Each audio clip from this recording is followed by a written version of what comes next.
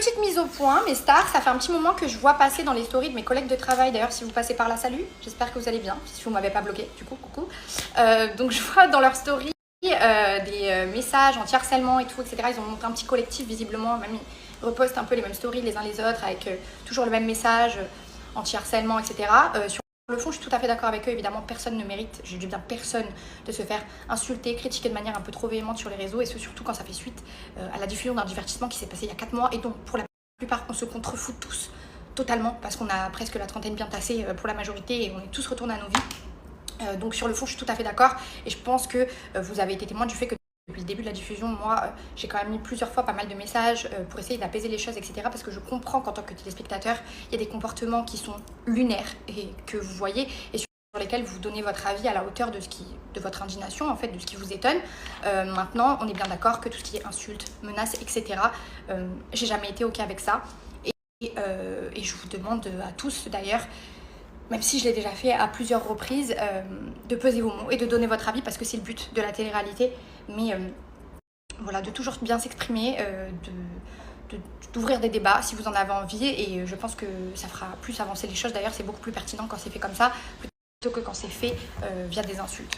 Voilà, je pense qu'on est tous d'accord pour se dire que le harcèlement, non, non, non, méchant, méchant, on n'aime pas ça. La télé-réalité, c'est du divertissement, c'est fait pour rigoler, etc. C'est fun, calembour et tout ça. Maintenant, je pense qu'en 2025, il serait un tout petit peu temps pour nous, candidats télé-réalité, de faire preuve d'un peu d'honnêteté intellectuelle et de se dire que nous ne sommes pas dupes et vous l'êtes encore moins, on connaît tous les mécanismes, on sait très bien que quand on rentre dans un programme de télé-réalité, le but est de ne pas être la plante verte de l'émission.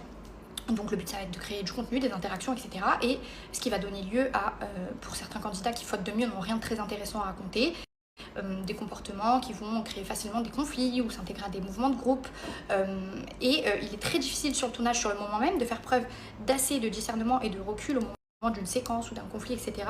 pour faire l'équilibre parfait entre je fais ma séquence, ça crée du contenu, peut-être que ça va buzzer, et je suis en train de me comporter comme une énorme connasse. Du coup, ça va donner lieu à des réactions au moment de la diffusion qui sont souvent ah, ça s'est pas passé comme ça, c'est le montage. Ah, montage de merde, ça s'est pas du tout passé comme ça, c'est pas ce que vous croyez. Alors, on adore l'IA, franchement, ils sont très avancés, ils peuvent nous faire croire que des chevaux qui font des saltos horaires, etc. Mais jusqu'à preuve du contraire, ils ne peuvent pas, en télé-réalité, modifier les propos qu'on a tenus, nous faire dire des choses que l'on n'a pas dites ou nous faire faire des choses que l'on n'a pas fait. Donc, je pense que c'est important pour nous aussi d'accepter la part de responsabilité qu'on a dans les réactions du public. Ça fait partie du jeu. Évidemment dans la mesure où ça reste suffisamment respectueux, qu'on ne tombe pas dans l'insulte, etc. Enfin moi personnellement ça fait 7 ans que je fais de la télé-réalité. Bon nombre sont les fois où je me suis comportée comme une énorme connasse et franchement il n'y a rien de très compliqué